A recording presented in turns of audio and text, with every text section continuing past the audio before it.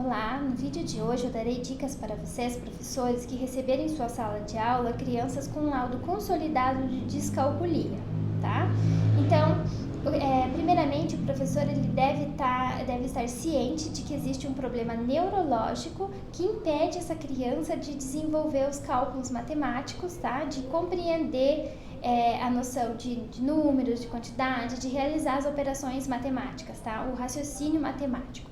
Então, o professor ele deve ter um cuidado maior, uma sensibilização maior com esse aluno para que ele não crie aversão às atividades que envolvam números, que envolvam cálculos, tá? Porque facilmente ele vai criar essa aversão e vai querer fugir. Então, você tem que aproximar ele dessas atividades, né? Para que ele consiga superar essa dificuldade, né? E observar sempre que nível essa criança está, né?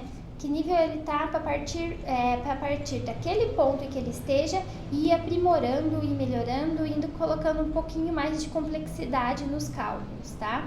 Então, por exemplo, o professor pode observar o currículo, né, da matéria dele, da série que a criança está.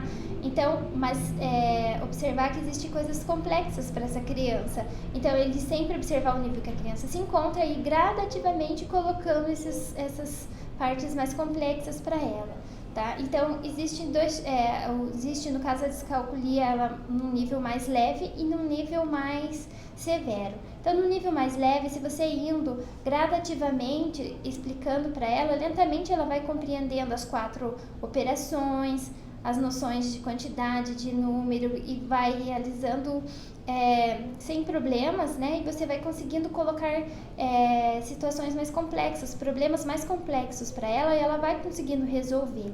Porque assim, você vai ensinar ela a fazer processos, memorizar os processos dos cálculos, tá? Porque às vezes ela não vai compreender o porquê ela tá fazendo aquilo, mas ela vai fazer de uma maneira decorando os processos de como ela deve realizar o cálculo, tá? Isso facilita para ela. E nos casos mais severos, dificilmente a criança vai ter a possibilidade de superar essas dificuldades e realizar os cálculos sozinha. Tá? Nem memorizando o processo, ela não vai conseguir.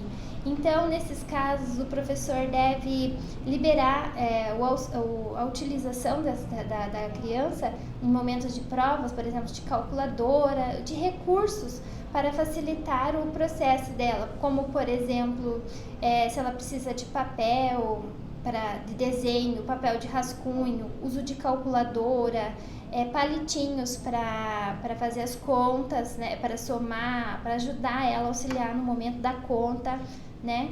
Então, o professor deve deixar a criança utilizar.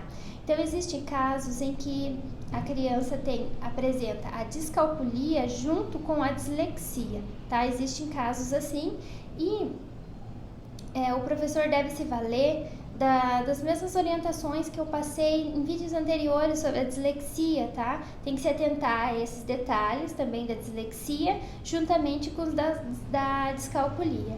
Então, utilizar jogos é muito bom para a criança, tá? Desenvolve muito no concreto, ela vai entender no concreto o processo da conta, né?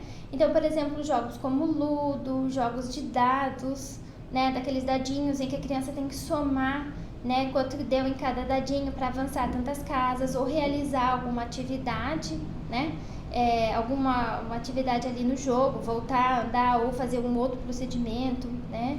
Jogos de casinhas em que ela tem que avançar tantas casas, voltar tantas casas. Então, isso auxilia muito. A criança ela vai aprender no concreto o processo, a noção de quantidade, tá? Isso ajuda muito. Então, a criança com descalculia, ela tem uma dificuldade espaço-temporal. E esses jogos são muito bons para desenvolver essa habilidade espaço-temporal da criança, tá? Então, eu espero ter ajudado vocês, né? E se ficou ainda alguma dúvida, eu fico à disposição em respondê-los. É só escrever nos comentários que eu respondo, tá? Então, é isso. Até o próximo vídeo.